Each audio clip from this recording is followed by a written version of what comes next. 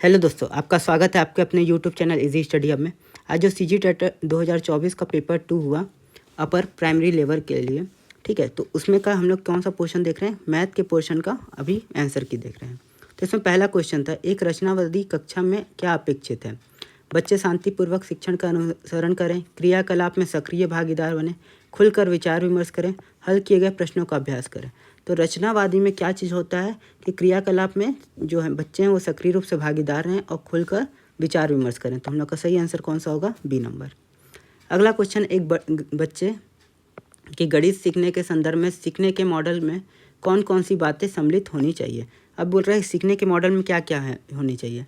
तो सीखना क्या है कि समझ, बच्चे कैसे सीखते हैं कि समझ, एल्गोरिदम का उपयोग, विषय वस्तु की प्रकृति। तो देखिए हम लोग को जब बोल रहा है कि कौन सा मॉडल है, तो मॉडल में क्या सीखना आना चाहिए? पहला तो ये कि सीखना क्या है ये पता होना चाहिए, बच्चे कैसे सीखते हैं ये भी पता होना चाहिए, और क्या बोलते हैं हम लोग को एल्गोरिदम का उपयोग भी पता, नहीं सॉरी, ये विषय वस्तु की प्रकृति भी पता होनी चाहिए। तो सही आंसर कौन सा होगा? D number, A B D. उसके बाद अगला क्वेश्चन देखते हैं, यदि क्यू, डब्ल्यू, एन और जेड क्रमशः परिमेय संख्या, पूर्ण संख्या, प्राकृतिक संख्या और पूर्णांक के समुच्चय को प्रदर्शित करते हैं, तो संख्या पद्धति को सीखने के लिए उचित क्रम क्या होगा? तो हम लोग देखिए सबसे पहले क्या सीखते हैं, हम लोग सबसे पहले प्राकृतिक संख्या एन को सीखते हैं, ठीक है। एन के बाद हमारा क्या आता है? देखिए प्राकृतिक के बाद हम लोग किस में जाते हैं? पूर्ण संख्या में, मतलब कि डब्ल्यू में। पूर्ण के बाद हम लोग किस में जाते हैं? पूर्णांक। पूर्णांक को हम लोग क्या बोलते हैं? जेड। और जेड के बाद क्या जाते हैं? परिमेय संख्या में। तो सही आंसर क्या होगा? ए नंबर। सीखने के एक विशेष तरीके को किसने बैंकिंग मॉडल का नाम दिया? ब्रूनर, पियाजे, पाउलो फ्रेर या वायोस्की? तो सही आंसर क्या हो गया? पाउलो फ्रेर, ठीक है। पाइथागोरस प्रमेय को सिद्ध करने के लिए हम जिस तर्क का उपयोग करते हैं वो है आगमनिक, निगमनिक, आनुभाविक या रचनात्मक? तो सही होगा क्या? आगमनिक, ठीक, ए नंबर ऑप्शन। ये जो आप लोग आंसर की देख रहे हैं ये सेट बी का आंसर की है ना। उसके बाद यहाँ श्रेणी दिया हुआ है 1/2, 3/4, 7/8, 15/16 के n पदों का योग क्या होगा? तो n पदों का योग जो होगा इसमें यह आएगा आपका डी नंबर। इसको आप ऐसे भी लिख सकते हैं 1/2 का power n plus n minus 1, ठीक। तो आपका डी नंबर सही होगा। अगला है कि 97 में दिया था कि 2x plus 7x plus 7x square plus 2x³ को 1 प्लस 2x से भाग देने पर क्या आएगा? तो इस पर क्या आना चाहिए? सी आना चाहिए, x² प्लस 3x प्लस 2। तो इसका आंसर क्या होगा? C number. यदि 2x प्लस 3y बराबर 8 है और xy बराबर 2 है, तब 8xy प्लस 27xy का मान क्या होगा? देखिए ये कैसे बनता है? 2x प्लस 3y का क्यूब आप लोग लिखते हैं, तो आप लोग का क्या हो जाता है? 2x का क्यूब प्लस 3y का क्यूब, ठीक है, plus 3 into 2x into 3y, और यहाँ हो जाता है 2x प्लस 3y। तो यहाँ देखिए x और y का वैल्यू आपको दिया है गुणनफल का, यहाँ से 2x प्लस y का दिया है, यहाँ भी 2x प्लस y का दिया है। तो यहाँ से आप वैल्यू पुट करके ये वाली संख्या को इधर ले जाते और यहाँ आपको माइनस करना था, तब आपका आंसर क्या आ जाता? आपका आंसर आ जाता 224। यदि यहाँ देखिए m-n का मान क्या होगा अगर इस तरीके का समीकरण दिया है तो इस तरीके के समीकरण में m-n का मान कितना आ रहा है? 1 आएगा, ठीक। 2 का स्क्वायर प्लस 4 का स्क्वायर प्लस 6 का स्क्वायर डैश डैश डैश 20 का स्क्वायर का मान क्या होगा? ठीक है, ये सभी स्क्वायर दिए थे, इनके जो मान बोला है कितना होगा? डी 1540। अब अगला हम क्वेश्चन देखते हैं, रमेश एवं सुरेश की आयु का अनुपात 4:5 है, 12 वर्ष पश्चात इनका अनुपात 5:6 हो जाता है, तो सुरेश की वर्तमान आयु क्या है? तो यहाँ सुरेश की आयु बोलिए, देखिए यहाँ आपको क्या बोला? वर्तमान आयु का अनुपात क्या है? 4:5 है। यहाँ आप ऑप्शन ए से बना सकते थे, ना तो ये 5 से भाग जा रहा था, ना ये जा रहा था, ना ये जा रहा था, 5 से केवल भाग कौन सी जा रही थी? D number. यहाँ दिया है यदि x अनुपात y बराबर y अनुपात z, देखिए यहाँ क्या है? x अनुपात y बराबर y अनुपात z है, तो यहाँ बोला x y z क्या होगा? तो आप लोग क्या करते हैं कि x इंटू जेड बराबर आपका क्या आ रहा है यहाँ पास? देखिए y², इसको गुणा हो जाता है। तो यहाँ हम लोग क्या करते हैं इसके बाद कि हम लोग क्या करते हैं? x इंटू जेड अपॉन में क्या कर देते? z² से सब में दोनों में भाग दे देते, y² हो जाता। तो यहाँ देखिए यहाँ से z और z एक तो कट जाता, तो हमारे पास क्या आता? x/z बराबर क्या आ रहा है? y²/z²। लेकिन यहाँ कहीं भी ऑप्शन में y²/z² है नहीं, तो अब हम लोग क्या करेंगे? देखिए z बराबर हम लोग यहाँ से क्या रख सकते थे? y² बाई एक्स, यहाँ आ रहा है एक वैल्यू। अब इसी वैल्यू को यहाँ रखते हैं, ठीक। तो यहाँ जब रखेंगे तो देखिए एक्स बाई जेड बराबर क्या हो गया, यहाँ क्या है वाई स्क्वायर, नीचे में क्या हो रहा है वाई स्क्वायर बाई जेड रखेंगे तो वाई स्क्वायर बाई जेड का एक्स का होल स्क्वायर। तो यहाँ देखिए ऊपर में हो गया वाई स्क्वायर और ये एक्स स्क्वायर भी ऊपर चले जाएगा तो एक्स स्क्वायर हो गया, नीचे में बचा वाई का पावर 4, ये 2 कट जाएगा तो आपके पास क्या हो जाएगा X square by Y square. तो सही आंसर क्या आ जाएगा X square by Y square, ये इनका अनुपात, ठीक। एक ट्रेन जिसकी लंबाई 600 मीटर 72 किलोमीटर प्रति घंटे की रफ्तार से चल रही है 300 मीटर लंबी सुरंग को पार करने में कितना समय लेगी। तो इसका सही आंसर क्या होगा ए 45 सेकेंड। यदि दो संख्याएं एक संख्या के क्रमशः 20% और 50% है तो पहली संख्या दूसरी संख्या का कितना प्रतिशत है। तो एक संख्या मान लेते 10, उसका 20% अगर निकालते तो क्या आ जाता 2 और इसका 50% निकाल देते तो कितना आ जाता 5।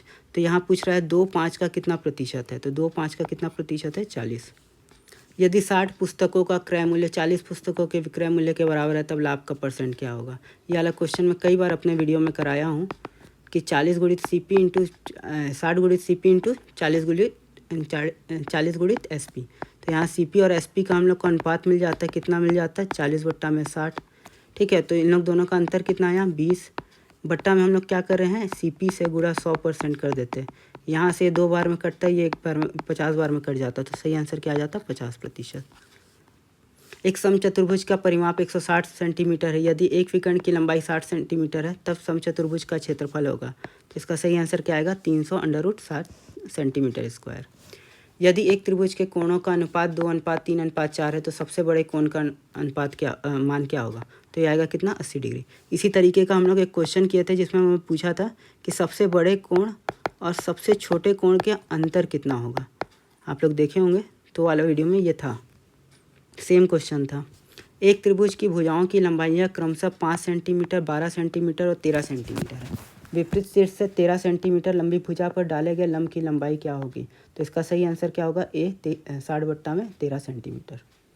एक कमरे की चारों दीवारों का क्षेत्रफल 216 मीटर स्क्वायर है। कमरे की लंबाई चौड़ाई का दुगना है और ऊंचाई 4 मीटर है तो फर्श का क्षेत्रफल क्या होगा। यहाँ आप क्या चीज़ को पूछ रहा है फर्श का क्षेत्रफल, और फर्श का क्षेत्रफल क्या होता है लंबाई गुणित चौड़ाई होता है। अभी हम लोग का फर्श का क्षेत्रफल कितना आ जाएगा यहाँ पास 162 मीटर स्क्वायर, क्योंकि इसका वैल्यू क्या आता है 18 मीटर बाई 9 मीटर। वृत्त का क्षेत्रफल क्या होगा जिसमें उत्कीर्ण वर्ग 144 सेंटीमीटर स्क्वायर है होगा। तो यहाँ पूछ रहा है कि वृत्त का क्षेत्रफल क्या होगा। तो इसका वृत्त का क्षेत्रफल आप लोग का क्या आ जाएगा 72 पाई। कितना आ जाएगा 72 पाई। उसके बाद है यदि एक लंबवृत्तीय बेलन के आधार का व्यास 14 सेंटीमीटर और ऊंचाई 12 सेंटीमीटर है तब लंबवृत्तीय बेलन का संपूर्ण क्षेत्रफल क्या होगा। तो संपूर्ण क्षेत्रफल कितना हो जाएगा 836 सेंटीमीटर स्क्वायर। अगला क्वेश्चन है यदि किसी घन का संपूर्ण पृष्ठीय क्षेत्रफल 1176 सेंटीमीटर स्क्वायर तब उसका आयतन क्या होगा। तो उसका आयतन कितना आ जाएगा 2744 सेंटीमीटर क्यूब। कैसे बनता है ये संपूर्ण पृष्ठीय क्षेत्रफल 6 का स्क्वायर कितना हो गया 1176। तो ए स्क्वायर यहाँ से निकालते क्या 1176 बट्टा में 6, ए स्क्वायर आपका कितना आ जाता है 196। तो ए कितना आ जाता है 14। तो घन का आयतन क्या होता है ए का क्यूब, मतलब 14 का क्यूब पूछा था आपको। यहाँ ए बी सी डी एक चतुर्भुज है। ए बी की लंबाई 6 सेंटीमीटर, बी सी की लंबाई 12 सेंटीमीटर, सी डी की 15 सेंटीमीटर, डी ए की 7 सेंटीमीटर और बी डी की 9 सेंटीमीटर। चतुर्भुज का क्षेत्रफल क्या होगा। देखिए यहाँ पर जो दिया था इस तरीके का क्वेश्चन दिया था। अब इसको नाम दे दिए ए बी सी डी।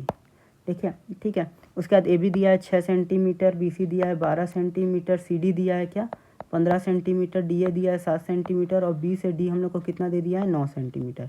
तो यहाँ हमारे पास कितने त्रिभुज बन रहे हैं 2 त्रिभुज।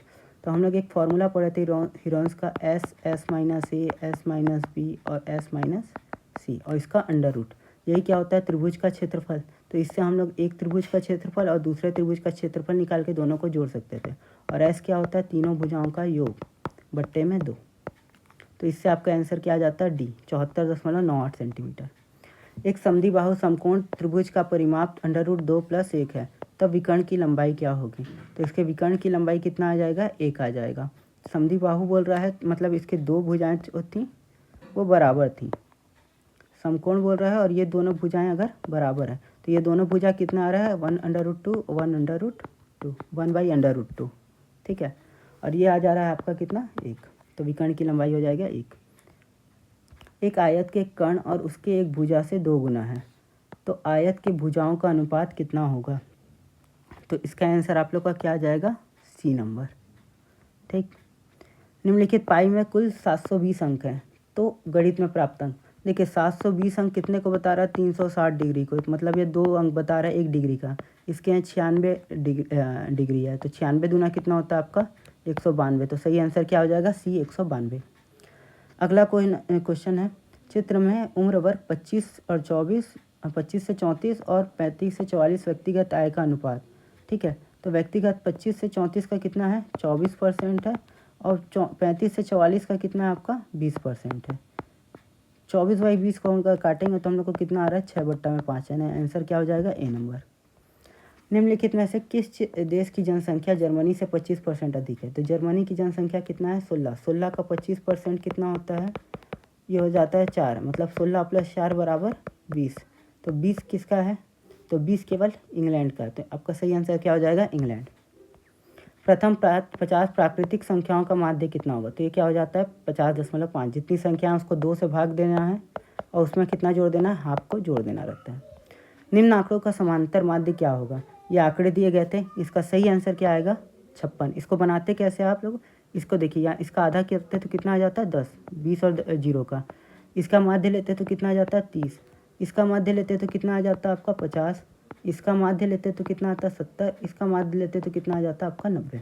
आप इनका फिर गुणा कर देते आपस में, मतलब 10 × 2 20 × 30 12 × 30 13 × 50 15 × 70 और 8 × 90।